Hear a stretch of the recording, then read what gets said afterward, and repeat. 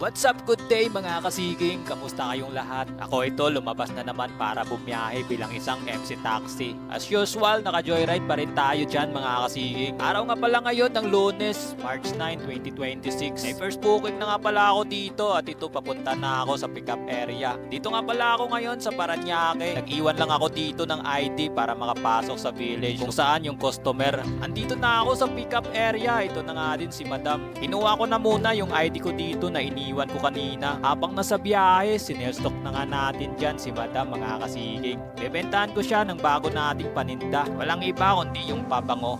Ito yung first sahod ko dito kay YT. Ginawa kong puhunan para sa small business natin mga kasiging. Andito na nga kami sa drop-off area dito sa Mandaluyong. May hapulan pa nga ditong nagaganap. May curfew pala dito pagdating ng alas 10 ng gabi. Pinaamoy ko na nga dito kay Madam yung mga sample ng pabango natin mga kasiging. May napili na nga siya dahil babae siya. Syempre pambabae din yung kinuha niya. 250 pesos lang pala each bottle yung benta ko dito. Kumuha siya ng isa. Di na tayo nabigo mga kasiging. Success buena mano sa ating side hustle. Second booking natin dito lang din yung pick up sa Mandaluyong papuntang Pasay. Tamang sales stock lang din dito ulit kay Madam. Kaya lang meron pa daw siyang pabango. Kaya di na natin pinagpilitan. Dito nga pala siya binaba sa my coast residences. Dito lang din yan sa Pasay. At dito din yung pick up ng third booking natin. Nakala ko nga dito si Madam yung isasakay ko. Nakaabang kasi sila pero hindi pala. Di na ako nagtangkang magtanong sa sumunod. Nakita ko kasi yung dalawang bag na malalaki. Ito pala yung isasakay ko. At dahil gentleman tayo, kaya inalok ko na pwede niyang ilagay sa top box ko yung dala niya. Habang nasa biyahe, tamang sales stock lang ulit kay Madam. Syempre, napabili natin yan.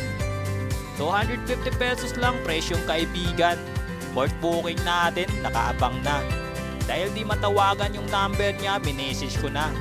Naghintay lang ako dito ng ilang minuto, nagpaalam pa kasi siya sa girlfriend niya. Tamang sales stock lang ulit kay sir. Sabi niya, meron pa. Para di masayang yung laway, cut na. Fifth booking natin, Taguig to Science Hub lang, McKinley.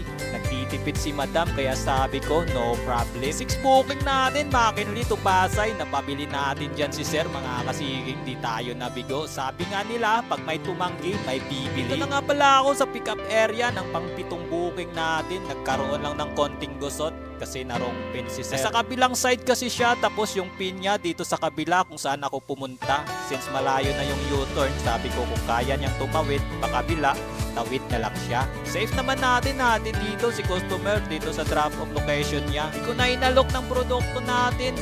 Mukha kasing pagod at puyat pa. Next booking natin, Taguig to Pasay ulit.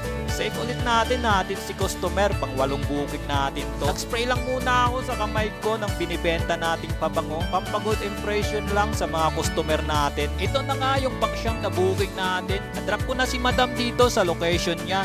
At nagpagas na din muna ako, 1 bar na lang kasi yung natitira.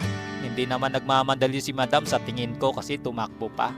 11th booking natin, dito ko na pick up sa Makati Avenue kung saan maraming patay sinding ilaw o club. Napansin ko nga dito yung pabango ni sir, kaya pala ang bango naka YSL lang naman. Syempre, genuine compliment tayo dyan mga kasigi. Dito ko nga pala hinatid si sir sa may Baklaran, wala pang 100 yung fare ni sir. Binigyan nga tayo dyan ng 125 pesos, nagkatip pa nga. 12th booking natin, dito lang din yung pick up kung saan ako nag-drop off kanina. Drop-off location, Malati, Manila. Nagre-requirement pala siya sa in-applyan niyang agency pa Taiwan. 23 anyos, fresh graduate without experience. Pero malakas yung loob, alang-alang sa pangarap, makatulong sa mga magulang habang bata pa. Good luck po sa iyo, Madam. Sana makamit mo yung mga minimithi mo sa buhay balang araw. At ito na nga, inabot na tayo ng umaga. Di ko na nabidyohan yung huling customer from Malati to Quiapo, Maynila. Dito ko na din tatapusin itong video mga kasiging. Kung umabot ka man sa part na ito, maraming salamat sa pagsama. Maraming salamat sa lahat ng subscriber ko. Salamat sa suporta. Sa mga gustong magnegosyo habang bata pa, don't be afraid to try. It's risky, yes, but we don't know the outcome if we are not willing to try. No matter what kind of business or idea, just take a step and work for it until you made it. Once again, this is Vin as Vin Seeking TV. See you on my next vlog and peace out.